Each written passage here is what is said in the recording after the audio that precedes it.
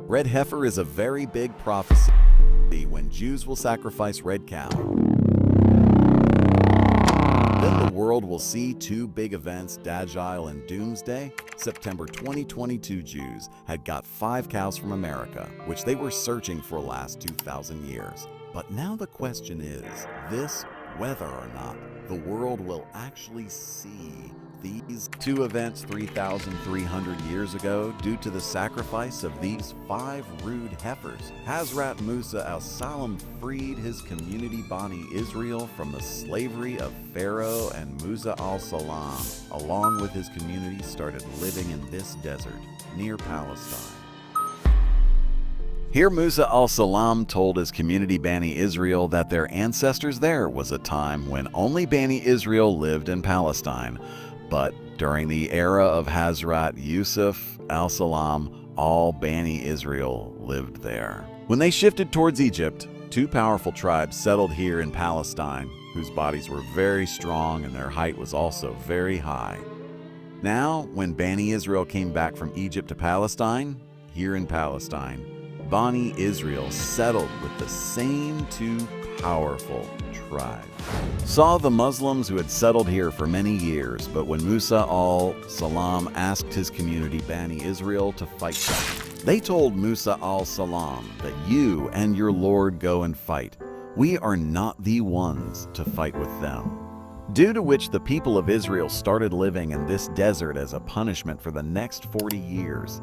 And it is here that Hazrat Musa al-Salam went to Mount Sinai for 40 days to take the Torah from Allah Ta'ala. After the departure of Musa al-Salam, a person from his community collected gold from all the Israelites and then melted that gold and gave it the shape of a cow, and Jibril was placed in it.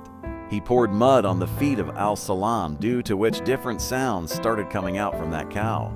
And the sound coming out of this cow was a strange thing for the entire Bani Israel.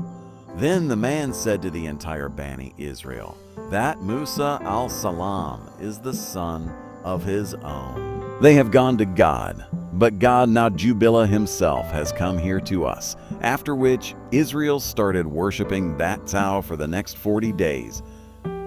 And the respect and love for the cow settled in their hearts. But after 40 days, when Hazrat Musa al-Salam came to his community with the Torah from Allah Ta'ala, he became very angry after seeing his community in this condition, and then forbade his community from worshiping that cow. The Israelites were forbidden from worshiping the cow, but still the respect and love for the cow was present somewhere in their hearts, and to end this love, Allah Ta'ala made them sacrifice the cow. The order to sacrifice was given in the same way that a person died in Bani Israel, whose killer Qur'an story was not found even after searching for the infidel. So people took their decision to Hazrat Musa al-Salam, on which Allah Ta'ala blessed Hazrat Musa al-Salam.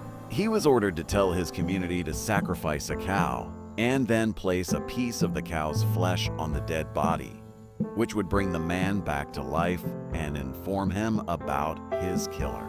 But as I told you, he respected the cow, and the love for the cow was in his heart, so he started asking question after question about how she would be, what her color would be, whether she would work or not. Well, Allah Ta'ala answered all his questions. But because of these questions of Bani Israel, they made an easy task difficult for themselves, because the qualities of the cow which Allah Ta'ala had told them about were very few and very expensive, which later Israel got with great difficulty. There were even stories in the Qur'an and the Bible. That Bible story, Allah Ta'ala told Moses and Aaron to bring a cow whose body parts were absolutely fine and its color was completely red. There should not be even a single hair of any other color in the body, and its age should be at least 3 years. Then sacrifice that cow right in front of the temple. In fact, according to the Jews, whoever touches a dead body should, so he becomes impure, and because of his impurity, Whoever the person meets also becomes impure. And because of this, almost all the Jews have become impure, and because of this impurity of the Jews, neither they nor they can worship their Lord, nor can they build their own mosque or temple. Jews can build their own temple only when there is a great need for the red heifer to do so, because the Jews sacrifice it and burn its body. Then by mixing their ash in water, they achieve purification from that water. And for this purpose, the Jews have captured their land, Palestine, because when the Jews purify this and build their third and last temple in its place, and then their false Messiah Dajjal will come. And the Jews will rule the entire world, by the way. Their Messiah was mentioned in the Bible, but the true Messiah was Hazrat Musa, whom the Jews themselves killed Dajjal, according to their own thinking. And now they consider Dajjal as their true Messiah. In the Jewish history, this purification was done first by Moses al-Salam and Aaron al-Salam. After that, when Moses and Aaron died, and this generation of Israel was completely Suleiman, as destroyed in 40 years. Then the next generation, under the leadership of Talu, attacked Palestine and captured it and formed the Army of Israel. In the year 1755, a young boy killed the enemy's biggest and most powerful king Jalud with just one stone music in front of everyone, and the name of that young boy was Dawood. And later on, Allah Ta'ala made this Dawood al-Salam his prophet, and then he created a huge empire for Bani Israel, and Dawood al-Salam became the first king of that empire. And then his son, Suleiman al-Salam, made this empire even stronger in the coming years, and there in Jerusalem. He built a very big temple for Bani Israel, which is called Temple of Solomon, and then all Bani Israel used to worship Allah Ta'ala in the same temple, and right in front of this temple, they used to try to achieve purification. And all those who were impure among the Bani Israel could not enter that temple until they achieved purification. And from this onwards, this Romans purification took place in Jewish history. Gradually, the Jews became weak, and a new superpower was formed in the world, the Great Roman Empire. And then after the death of Hazrat Isa al-Salam, all the people of the Roman Empire became Christians. Then Emperor Titus of the Roman Empire persecuted the Jews in such a way that Palestine, all the streets of the city were filled with the blood of the Jews for many days, and Titus completely destroyed the same temple of the Jews by setting it on fire. And after this destruction, the last for 2,000 years, neither the Jews could go to Palestine, nor could they build their temple again.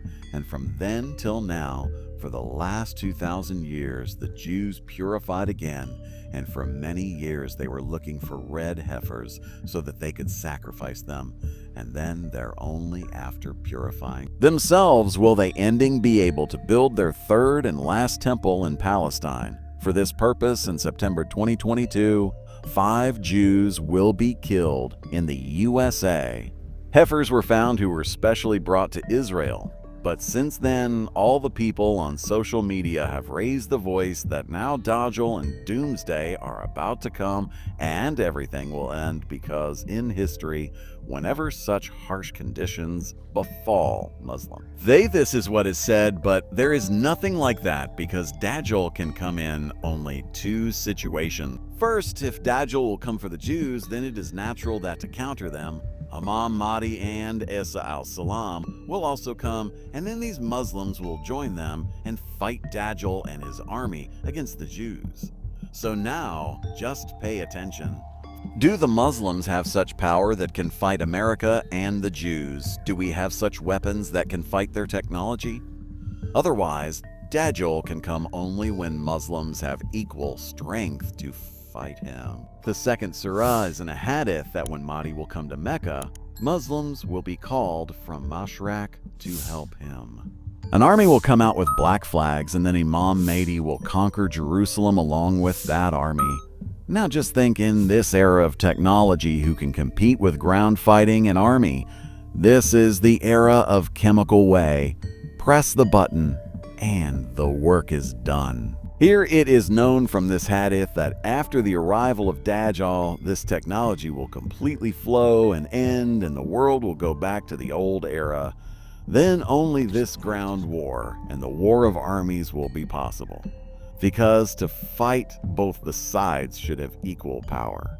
If Khalid bin Walid Raz-Allah Ta'ala Anho wins every battle, then it does not mean that Khalid bin Walid Raz-Allah Ta'ala Anho has fought the pistol with his sword, not both sword to sword. The side power was the same, and if ever he would have picked up a pistol in a match against Khalid bin Walid Raz-Allah Ta'ala, then believe me, Hazrat Khalid bin Walid Raz-Allah Ta'ala Anho was the first to learn to make a pistol. Please leave a comment if you want second part, like, and share with others, and subscribe the Muslim Timeline. Thank you.